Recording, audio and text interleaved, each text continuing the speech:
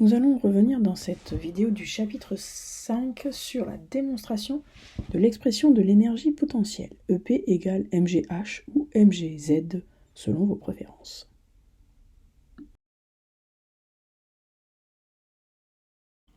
Donc pour cette démonstration de l'expression de l'énergie potentielle, on va la faire selon deux situations différentes. La première situation, c'est la chute libre. Donc la chute libre, par exemple d'une petite bille d'un point A, d'une altitude A, à un point B. Donc ici, le système étudié, c'est la bille de masse m. Dans le référentiel terrestre, qui est toujours galiléen, et pour bien établir notre problème dès le départ, faisons le bilan des forces. Donc ici, la chute libre signifie que l'on est en absence de frottement, on néglige les frottements de l'air, donc ça veut dire que notre bille n'est soumise qu'à son poids. Étudions du coup, du point de vue énergétique, cette situation. Du point de vue de l'énergie mécanique, on a vu qu'il n'y avait pas de frottement, ceci signifie que la variation de l'énergie mécanique se conserve, que la variation de l'énergie mécanique est nulle, c'est-à-dire que l'énergie mécanique se conserve.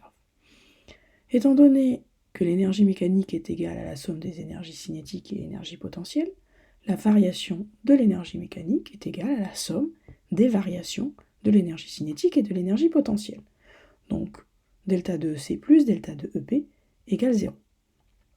On peut donc transformer cette expression et exprimer la variation de l'énergie potentielle comme l'opposé de la variation de l'énergie cinétique. En effet, quand l'énergie potentielle augmente, l'énergie cinétique diminue, et inversement.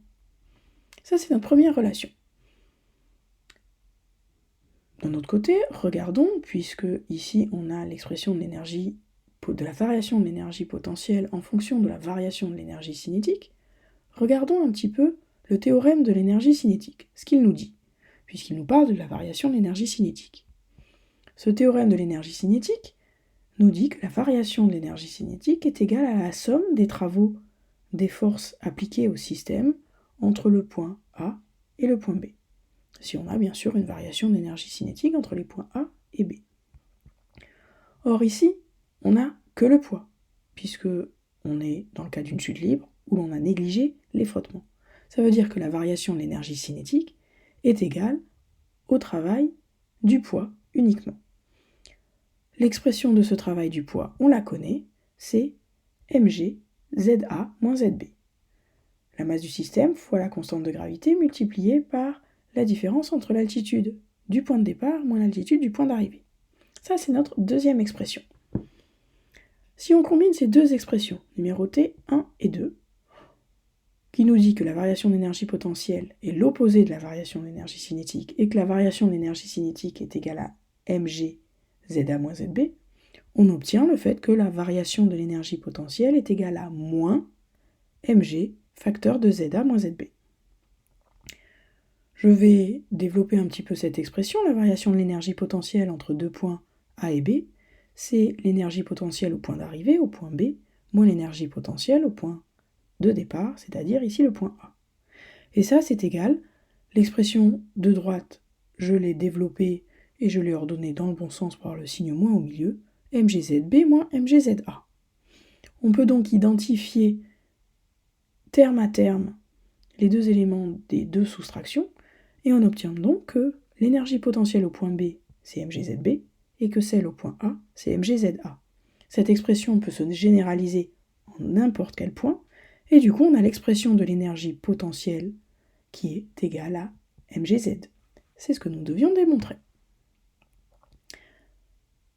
Maintenant, essayons de refaire cette démonstration dans une deuxième situation.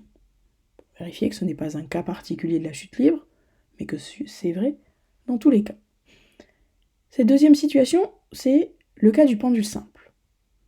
Donc le pendule simple est une bille de masse m suspendue à un fil inextensible dont la masse est négligeable, et donc qui se balance.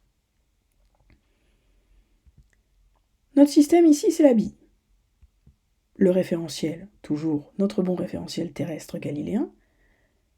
Et pour ce qui est le bilan des forces, on a bien sûr le poids, P, de la bille, également la tension du fil T auquel est suspendu la bille, qui est dans la direction du fil et de la bille vers le point d'accroche. Pour ce qui est des forces de frottement, ici dans notre système, la vitesse de la bille étant telle, relativement faible, qu'on peut négliger les forces de frottement fluide. Il n'y a pas de frottement solide. Faisons comme tout à l'heure une étude énergétique de notre problème. Donc du point de vue de l'énergie mécanique, il n'y a pas de frottement, on vient de dire qu'on les négligeait, donc la variation de l'énergie mécanique est nulle. L'énergie mécanique se conserve. Donc comme tout à l'heure, on obtient donc que la variation de l'énergie potentielle est égale à l'opposé de la variation de l'énergie cinétique. Si maintenant, du coup, pour essayer d'exprimer cette variation de l'énergie cinétique, on utilise le théorème de l'énergie cinétique, qui nous dit que cette variation d'énergie cinétique est égale à la somme des travaux des forces, mais en effet, par rapport au premier exemple de la chute libre, on a une force supplémentaire, la tension du fil. Mais cette tension du fil est toujours, à chaque instant du mouvement, perpendiculaire au déplacement, puisque le pendule se déplace selon un cercle de rayons défini par le fil. Et le rayon est toujours perpendiculaire au périmètre du cercle. Au cercle. Donc du coup, si T est perpendiculaire au déplacement, ça veut dire que l'angle alpha entre les deux est égal à 90 degrés, cosinus 90 degrés est égal à 0. Donc le travail de la tension du fil est nul. Il manque le égal à 0 ici. Ceci veut dire que la variation de l'énergie cinétique se réduit au travail du poids. Ce travail du poids, on le connaît, c'est mg ZA moins ZB. On a aussi notre deuxième expression, comme tout à l'heure.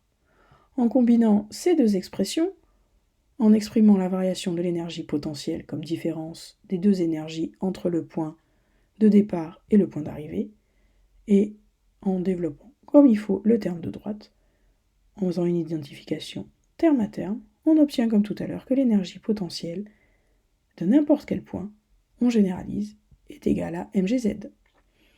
Donc ici on vient de faire une démonstration selon deux situations.